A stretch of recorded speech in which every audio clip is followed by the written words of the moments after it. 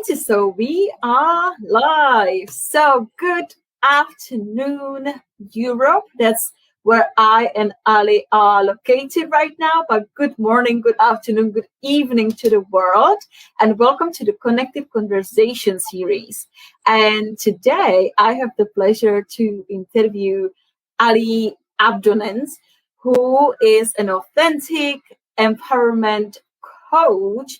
And she is the host of the Complete Retreats Experience in Europe, as well as the founder of Realizing You membership. So thank you so much, Ali, for joining us. Oh, it's a pleasure. It's a pleasure. I love this connected conversation concept. It's just brilliant. Thank you. Thank you for the invitation. Really, it's a pleasure to be here. Thank you. Thank you. I really appreciate you coming in.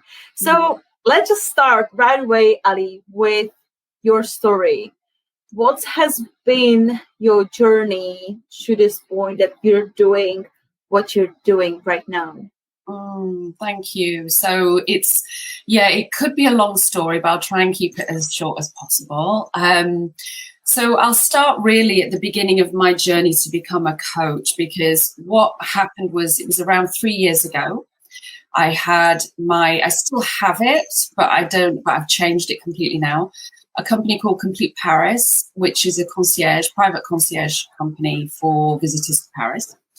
And I was working, it was very successful. And when I created it, it must be 12 years ago now, no one else was doing it. So we were hugely successful. I needed a team quite quickly. Concierge is 24/7. So I was working like crazy hours, and 2 children. And my husband works away a lot. He's in the film business. So I was a yes person and getting it done and last minute. And I'm very good at taking care of people. And when I look back at my previous career, I was a hair and makeup artist in the film business. Again, I was working closely with actors. I was very, very good at taking care of people and didn't have any healthy boundaries. And I was the go-to yes person to kind of get things done. This, the woman that you can come and cry to, that kind of thing. So I took on energetically everyone's kind of, like I can support them. I'm a big supporter and I help people.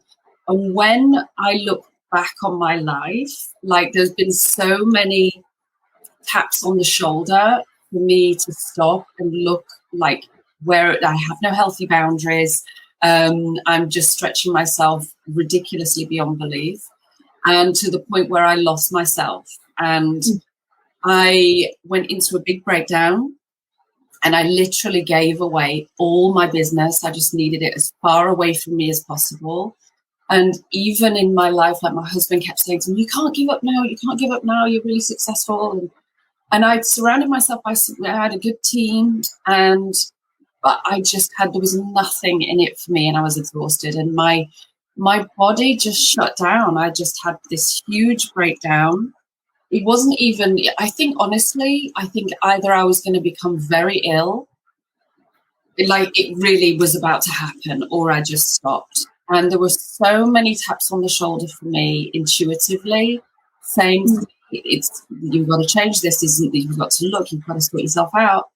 And what happened was I actually just instinctively went within. I took about 10 months to get rid of all these clients, the clients that weren't serving me in the business, a lot of apartments. I was doing a lot of work. And during that time, then I started to just really let go. I took away all the resistance that I had to life. And trying, it just wasn't serving me. So, and I just went inwards, and I began meditating intuitively, and sat with myself. Then it turned into journaling after I was meditating. I've never been taught this, never done it before in my life. And just new thoughts started to come in, and the new thoughts came in, and there we go. I had this realization, oh my goodness, I could support people with what I've been through. And then from there on, I went and I did a lot of really deep work and shadow work, and I trained to be a coach. And in the process of doing all of that, it came about, of course, that I'd had a childhood trauma, that I was sexually abused between the ages of 5 and 10 by a family member. And I, at the time, did as I was told, which was not to tell anyone. And when I was 18, I had this awakening, and just literally remembered what I'd shut out of my mind. I literally blocked it out. And so what happened was I never really dealt with it. And then I went on with my life, went from career, my careers were successful, and relationship to relationship, and did some crazy stuff. I was all to seeking attention because I believe that's what was required of me. I drank too much and smoked too much and had some crazy events in my life and relationships, got married and divorced, got married again and had children. And that's been wonderful. And all throughout all of these kind of wonderful transitions of life, 3 years ago when I had my huge kind of stop moment and go within, I realized that there was I going through all these roles really and just pushing down, not really knowing who I was. I knew I was always looking and but not really finding myself. And so I got the opportunity to literally, over the past 2-3 years, rebuild myself and realize who I am and just parent that little girl who never really got a chance to speak and to heal. So it took me like 30 years, I would say, to heal from that. And I'm in a good place now, and I can join the dots now. All the behavior and all of that journey was there to serve me ultimately, to bring me to this place now where I'm coming from a good place, and I've learned to forgive myself for the shame that I felt for many years. I just kept layering it on. And now, it's I'm in a good place, and I feel so many of us go through some kind of a trauma, and and there will be more to come. It's not like this is it. There are many events and transitionary moments, I would say, in my life that I've been through, and I know there will be more. I just feel 100% capable now of going into life and everything that it's bringing to me, as with strength, with absolute strength within, and just just a higher perspective about it all. Really, I'm able to deal with it, and I think that a lot of people can't. Sadly, they're stuck, and there's so much pleasure in now in the work that I'm doing, because I can support people with that and let them know that they're not on their own, and it's okay. Yeah. Well, first of all, thank you for sharing your story so authentically and vulnerably. I mean, I'm having chills literally all over my body as you say, because what I really appreciate actually right now is how open you are, talking about your experience, which I personally feel it really gives people permission to look at their experiences if they were in a similar situations. And they might be like processing it on their own because of I can't tell anyone, or being ashamed, or things I can't even imagine that people experience. So, and I so appreciate it that you speak about it so openly, that they know that they're not alone, and there is a way to get through it, and we get to do this, they get to do this, to really change their life around. So I think it's important people realize they have choice, because I think when we're in that situation, we really don't feel we have choice. It's a really isolating place to be. Yeah. Yes. So you've said, this obviously your experience, we definitely can call it, it's a trauma. It's a traumatic experience. But I feel when we look at traumas, it is related to these big events that happen. But actually, what is actually trauma? Because it doesn't need to be necessarily such a significant experience, right? Absolutely, yeah.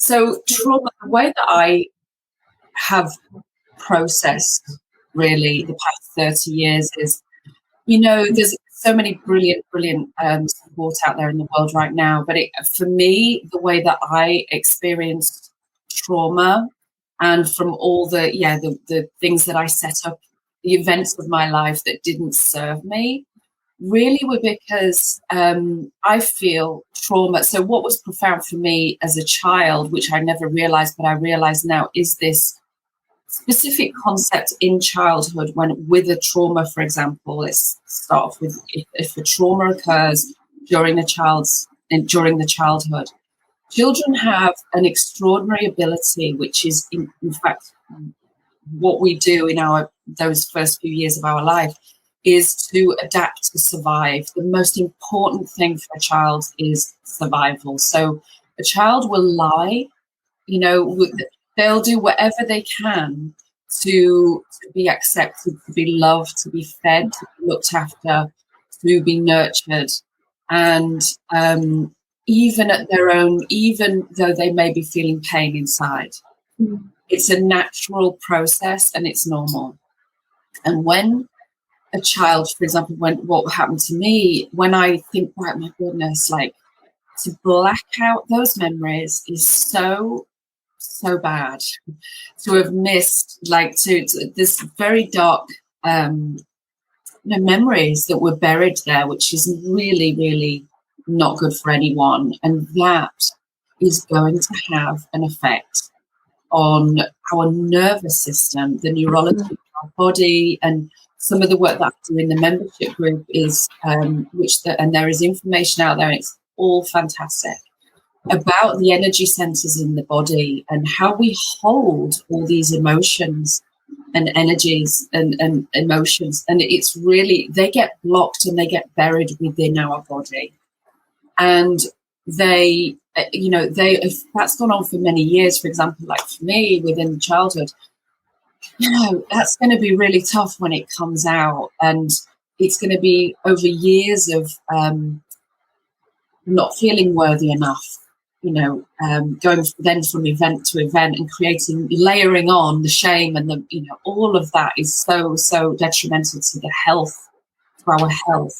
So from a health point of view, it really knocks us out of balance, and we weigh down the body. It's a bigger subject, but physically weigh down our body with negative, bad, low vibration energies that get blocked. And with any trauma then in, whether it's the loss of a parent in adulthood, any kind of an emotional and physical trauma, it affects the body. And, this is our vessel. This is something that I always remember people saying about, my body is a temple, doing yoga and meditation. And I really believe that now, because our body is this, and it's an extraordinary vessel where we have energy centers within the body. And if they're not in alignment and flowing, like a little bit like the heart, they have a system. And if they're not flowing in alignment, we are going to be off balance. And even something small can trauma the body like that. And if we don't recognize it and feel it and be with our emotions when things come up and clear these blockages, we are going to cause rupture within the body. And ultimately, if it goes unacknowledged and uncleared, it will cause illness. It will. And for some people, a lot of us don't realize until we do hit a brick wall, whether it's illness or a loss or it's too late. It's only really at those moments that we stop and think, oh my gosh, now I'll get my body into alignment and sort myself out. So, I feel that's kind of, I believe we experience it energetically. And of all the work that I've done and the people that I bring into the membership, we have these really empowering conversations about ways to come into alignment ultimately. There are many stages, and it's all to do with telling the truth to ourselves and there's so much freedom in that, and that's when the body begins to really heal ultimately. Yeah, no, absolutely. I mean, this is so powerful. I'm so fascinated by this as well, because I think the common, I feel, truth is like what we resist, persist, right? And it can be right in front of us, and we're looking outwards like, they did this to me, this happened to me, life happens to me. But at the end of the day, I am the common denominator in whatever is happening, right? So what if we would be able to just look into ourselves like, okay, where am I in myself? How am I, or how I'm feeling? Or maybe I'm not even allowing myself to feel, and I'm feeling completely numb and not experiencing any emotion. And this is, I know people, they were sharing their stories like, oh, I thought how cool I am that actually everything is under the control and I have my emotions under control. But they were totally like numbing themselves not to feel any emotions, right? But when we suppress the negative, the whatever we don't want to feel, the joy comes with it, right? The happiness comes with it. And bigger things happens, as you said, illnesses and major things, if you don't deal with it. So let's look at it this way now. As we transition, do you believe, or what do you think about mental illnesses or depression? Is it possible to treat it without drugs? Great. Where do you stand in this? Yeah, so this is the thing. So I remember when I went through my first divorce. I was married for about 7 years, 22, 23, till I was about 30. And I always remember my mother-in-law at the time saying, oh, he's really depressed, he's depressed. And what had happened was I was transitioning from being a child to a woman. I was working in the film business. I was in a really great career. And I was transitioning, and yet I was already married. And it took me like 7 years to leave that relationship because I felt depressed. I did. I kept feeling like I don't want to leave that, like being pulled both ways, but terrified as well of going alone because I didn't know what that ever looked like. And it was really scary. And I believe that depression, when people are they're again, I believe it's a transitional moment in their life, and when we are stuck and not really knowing and coming into alignment, and really it's like I didn't have the language for it back then, but I do now, and I'm going to introduce it now because it's a way that I can feel I can explain it. But it's almost like we're transitioning from one part of our life to another part of our life. So it's like I was moving from being a young adult to really becoming a woman and coming into alignment with myself as a whole person, to parent my child. And I was struggling with that because I felt so much responsibility to the situation I was in. And yet I was afraid because I wasn't yet a whole person to go it alone. So I had to, and this is something else that I've only just realized as well 2-3 years ago, is that I wasn't being financially, I was in a really good job, but I wasn't a whole person in terms of being able to I wasn't emotionally stable. I wasn't financially stable. I didn't know who I was. And I believe that depression moment is a moment when we're out of alignment. We're stuck between archetypal roles, places of a life transition. And for me, it really was going from being a young adult to being a woman, whole and complete as a woman. And that kind of continued because then I became a mother and another wife. And then, so I transitioned, but I still didn't have me in a place of alignment and feeling whole.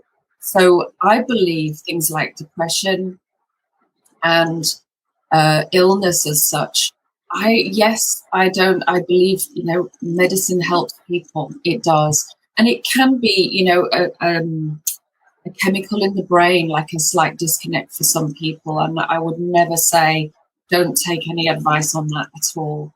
However, what I know is that sometimes it's not a medical crisis, it's a spiritual crisis. And we this is going to happen at several times, and it has for me when I that 10-year mark. When I look back, so much now in the last 10 years, so much has changed for me. But it's a case of we get to acknowledge who we are, and if we're really with ourselves on a daily basis, and we come into the day every day from a place of knowing who we are and being in alignment, we're setting ourselves up to win in our day and being present and feeling good enough, feeling worthy. And we have the opportunity. We will align and feel good about ourselves. And I think it's more this. It's like there's a crisis going on, and it's to do with, I believe, being out of alignment in this physical body existence with that higher part of who we are, which is our soul. There's a transition going on, and our soul is trying to guide us to the next level of life. And we are not listening. We're not in touch with that part of us, and it can keep us stuck for years and years and years and years if we're not careful. So I believe that depression, anxiety, struggles like that are absolutely can be supported quite fast. In fact, once we come into the present moment, we just really work on being present and acknowledging ourselves and coming into the body rather than staying up here, really. No, I hear you. I mean, I definitely agree with you that often it's the undealt emotions, right? It's the undealt suppressed things that there's something major happening in our lives and we blacked out and we don't even know it happened. Or it is, whatever it is, if it's people pleasing or whatever, is just, I feel like denying ourselves. Like it's constantly on a daily basis, like denying our truth, denying our authenticity in order to be accepted, acknowledged, and all of that. Sorry, my phone just went off. Apologies. So, and that we paying price for that, right? We're paying price for that, and it's a huge price that we're paying for it, as well as the people around us, because they don't have us, right? They don't have the authentic us. Right. If we don't show up fully for ourselves. Right. And I think that there's a natural we believe that, as a kid, we get to go to school, and then we go to our education, we get a job, or we find a career, and we believe that we are our career, or we are, the wife, or however our role is, however it goes. And we go from this role, to being a student, being a child, being a student, being an employee, being the wife, being the husband, and it's like we take on all these roles and put on all these hats, if you like, which is fantastic. But the outside world and the day-to-day, we're all caught up from the moment we wake up, and we're in that role, we're getting on with it. And before we know it, 20 years has gone by, and actually, I've been all these roles and all these, but who am I? And so it's really, and I think it's normal. I think that, people, it's kind of a natural way of being. So actually really stop it. So when we're confronted with, feeling like now at the moment, COVID, and the fact that we are all energetically connected, we're all feeling this change in the world. And rather than, it's affecting people in different ways, but my feeling was, rather than feel the weight of, oh my gosh, it is horrific. People have, this is a real situation. However, I've really seen this kind of going into hibernation almost time.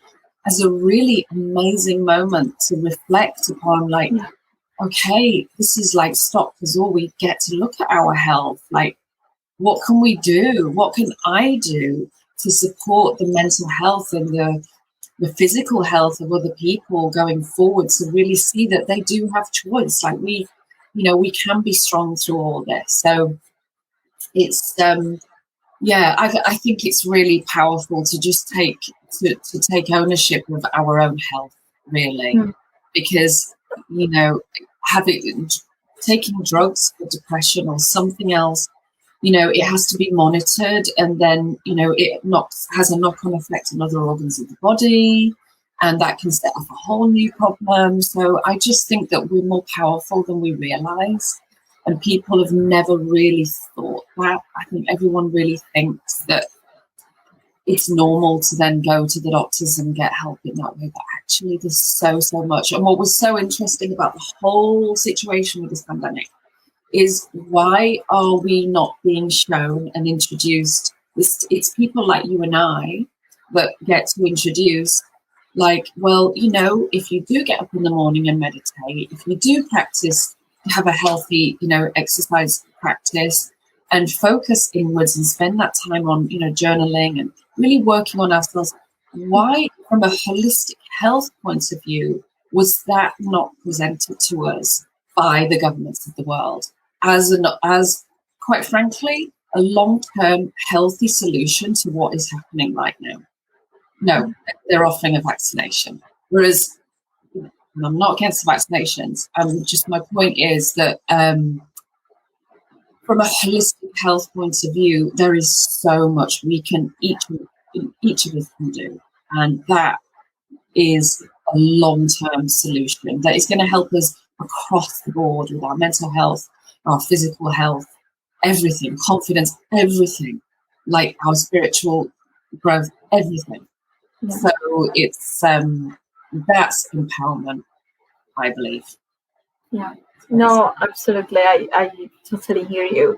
Something, Ali, I would love to come back to. You mentioned it a little bit a while ago, and I keep thinking that I can't forget to ask about it. You said as you were healing and you were researching and doing the deep inner work on yourself, you mentioned your archetypes.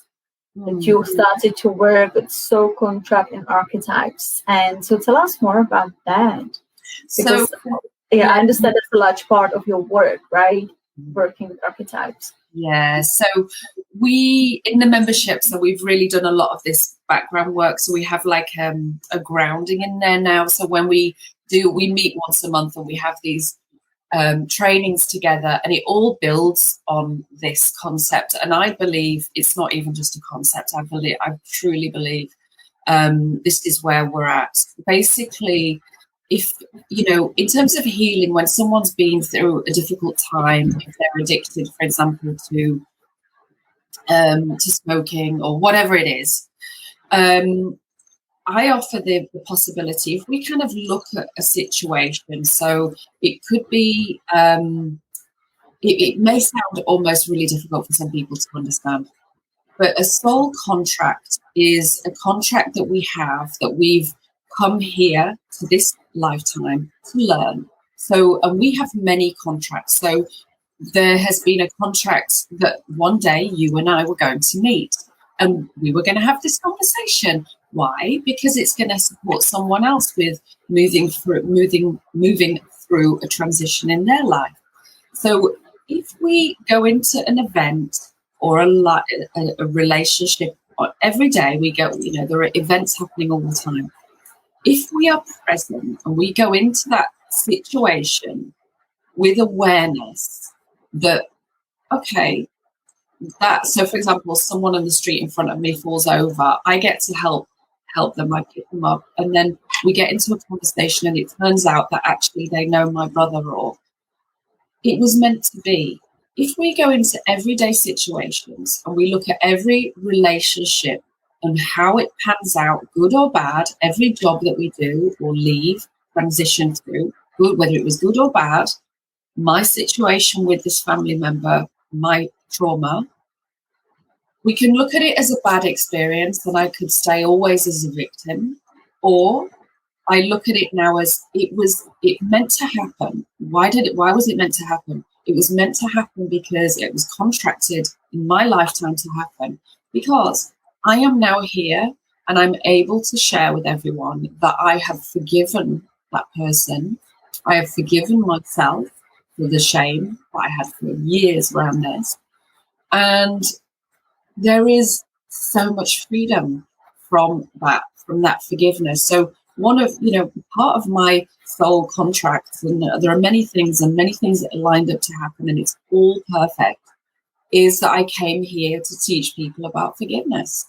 And it doesn't, on this earth, in this life situation where, exactly like you said about resistance, that like if there's a problem and we're trying to resist it and we don't face it, so we just bury it under the carpet or we push against it. It can be a job, a career that's just not working, like me with my concierge business.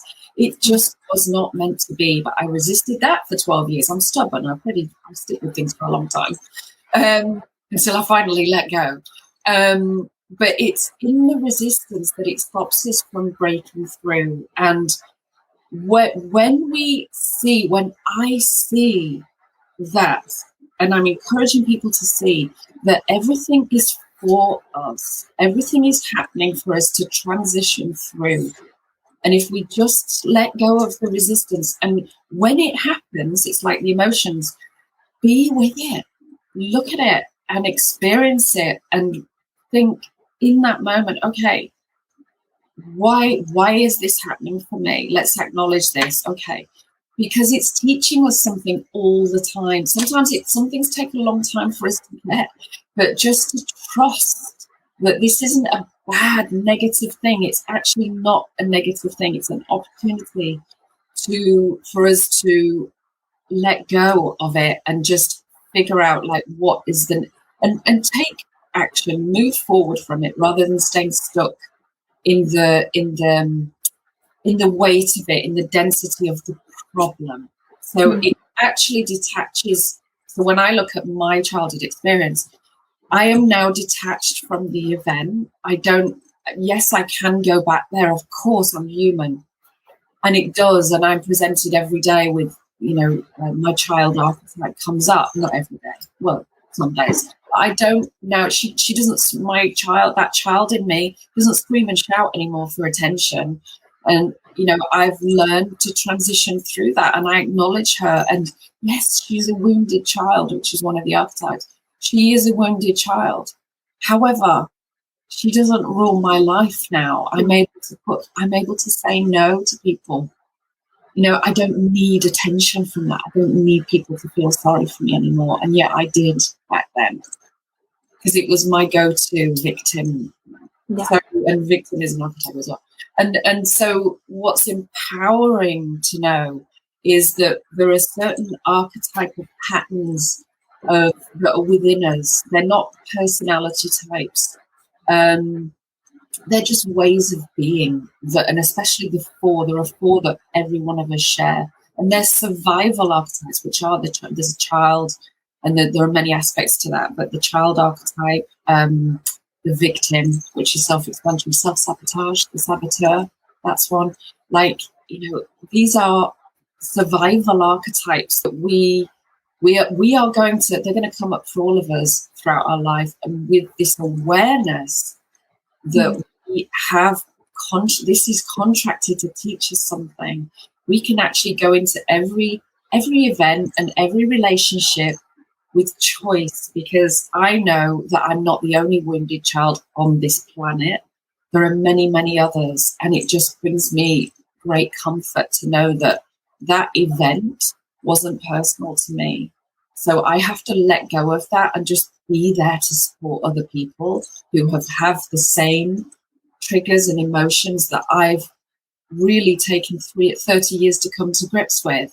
Now I want to support them with their transitions, with their archetypal tendencies that they're really, really finding it hard to deal with in life. And with that perspective, it just helps us transition easier. And it's like we have, so in terms of the other archetypes that govern our ways of being, I mean, they really do, they're super powerful. We know that we have a contract with someone when we have an energetic reaction towards something. So it could be someone, for example, who it could be in a relationship.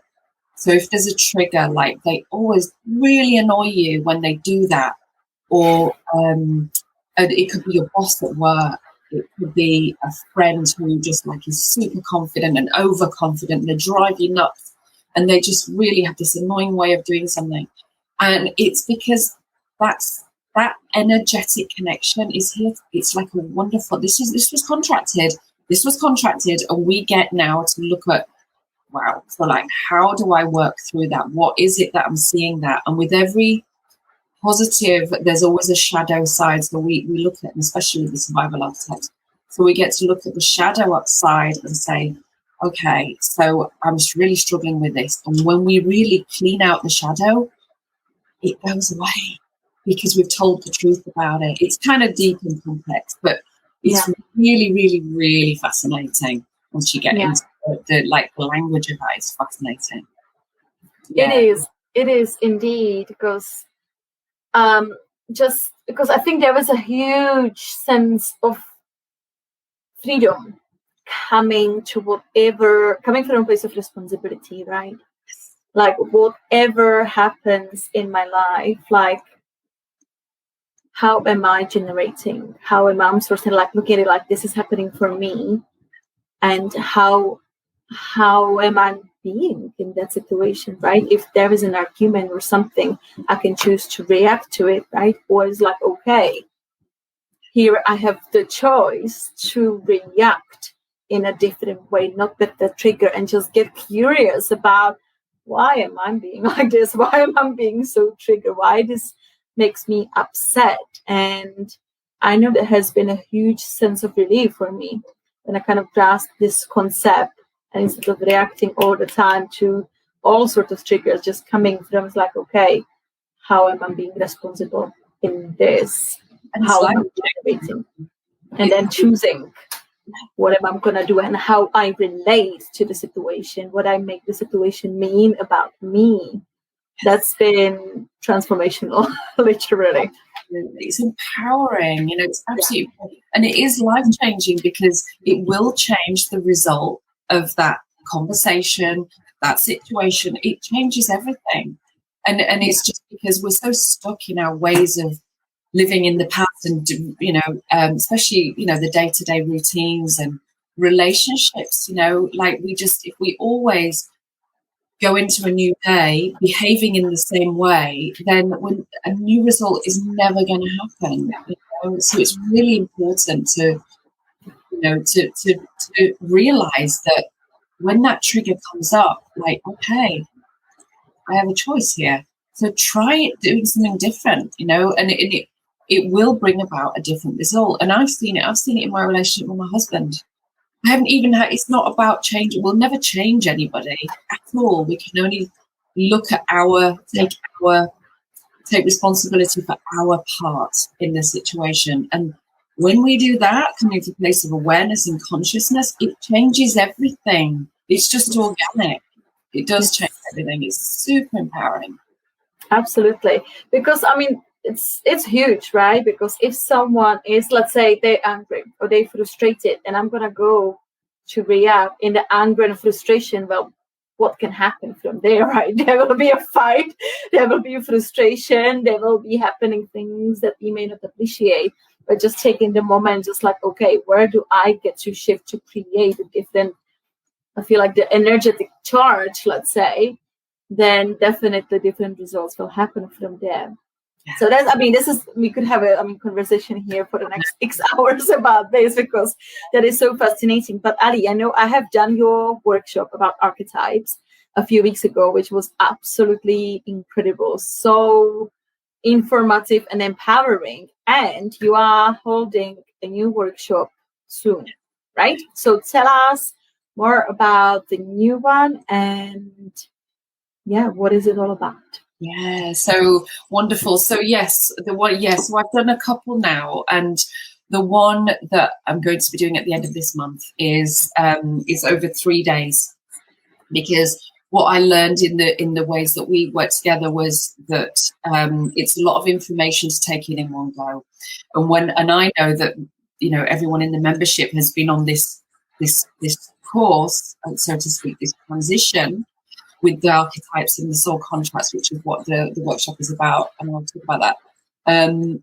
However, it's a lot in one go. So now I've decided to do it over 3 days consecutively for about 90 minutes each session, so that it's little chunks, so it's kind of easier to process, essentially. And the first session, we talk about soul contracts and healing and who we have become in this present day. So we're kind of looking backwards and just getting everything into the current place of where we are right now, and taking ownership for like where we are right now. And I'm offering this higher perspective of the soul contracts, because I believe that without, if we stay in this present way of being, in this human existence, that it's very, very difficult because we're reasoning with things. We put up resistance. If we break up in a relationship, we're trying to figure out, reason with like, why didn't this work? And, blaming each other and trying to, or we get ill, we take pills, and, we're trying to get better. And it's just, we're having conversations and analyzing, reasoning. I don't believe that we can reason as much as we want, but it's not necessarily going to bring us into a place of letting it go, which is where the true transition is going to happen. So we go into all of that in the first session. And then in the second session, we do a little bit in the first session about the survival archetypes. But in the second session, we really dive into that. And the reason being is that we get to see how powerful they run our lives, like from an energetic point of view. And we go through that in depth, and we look at, this question of like, when we face things, we realize that we do have choice. So in the first session, we do a lot of grounding work. Second session, a lot more on the survival archetypes. And then the third session is about all the other fun archetypes and our transitions throughout life. And we have many, many, many that we grow into. And the brilliant thing about learning, it's like a map of our life, ultimately, of who we are, actually. It's like ingrained in us. So we literally map it out. And then we can see like which of these ways of like characteristics as well, like what have not yet come through, what have we been blocking. So with that awareness, then it gives us actually like a really good blueprint of like where we're going. So we know that if we follow that, then we're going to come into alignment, and it kind of takes off all the resistance and gets us into alignment so that we're in the flow. And what happens when we do that and we open up to be in the flow, all this wonderful energy comes in, and all these answers. We just get all the answers of what our role should be in life, where we get to really focus on and take the focus off that and put it more in that direction. And it just helps things to come to us in the flow to come. And it's all about, the laws of the universe and the mystical laws, because this question of going from reasoning and putting, analyzing everything, which all comes from here, to really knowing and feeling and embracing where we're at, being present and intuitively being guided, because we know where we should be going. We're just moving it. Then it gets us into that place of really from a mystical point of view, which is to do with our spiritual maturity. And that's what we get to follow then going forward. And everything just comes into alignment, really. It's powerful. It's super powerful. Yeah, no, I absolutely loved it. I mean, it was so interesting. And then the moment I kind of learned about the 4 survival archetypes, like, oh, okay, this is a thing. It's not just like me sabotaging myself, here and there. It was so, so interesting. So we will share your link to the workshop in our comments so people can reach out. And everybody, I would so recommend just go and do it because it's so transformative and empowering having this knowledge, literally. So, Ali, we are about to end. So, is there anything we haven't talked about, or if you have any message for our listeners just to finish it off? Oh, thank you. I think I pretty much covered it all, really. But yeah, I mean, I would just say that, we're in this life. We are in this life together. And one of the big truths is we can't, we're here to share this life together, ultimately. And we get to also be totally responsible for our own situation. Nobody's going to come and save us. We get to really, really take responsibility for our life. And it's very hard when we feel that we're on our own and that everything's being done to us in the world, but in this life. But the truth is, when we really take responsibility for our life and just really, and it's a process. It's a process. But I highly recommend that we all do that because it's not something that's ever going to be handed on a plate for us. It's really not. We all get an opportunity to become a mature adult, and a lot of our issues really are from way back in our life and in our childhood. Maybe they served us, but right now they don't. We get now to become responsible and just be fully functioning in every sense of the word, in terms of our holistic health and how we get to be there for others and share this amazing experience of life. I mean, it need not be so difficult. It's only difficult because we allow it to be. So, yeah, it's just so beautiful when we can come together like in this situation and truly have an amazing conversation and support each other, because that's what we came here to do, really. Yeah. So thank you for this opportunity. It's been absolutely wonderful. Really. You're doing so. Thank you. Like, really, this connected conversation is so powerful, it's so empowering. We need more of it for sure. So thank you. Thank you, Ali. I really, really appreciate you and your time. And I couldn't agree more with your message. Just choosing, right? Choosing what's going to happen, choosing how we react, how we respond. And yeah, definitely more connection, more generosity. And I think the world just gets transformed, really. Yes, absolutely. It's got every one of us. Yeah. Brilliant. Well, thank you so much. And all the best. And I'll see you at your workshop for sure. Yes, thank you. See you then.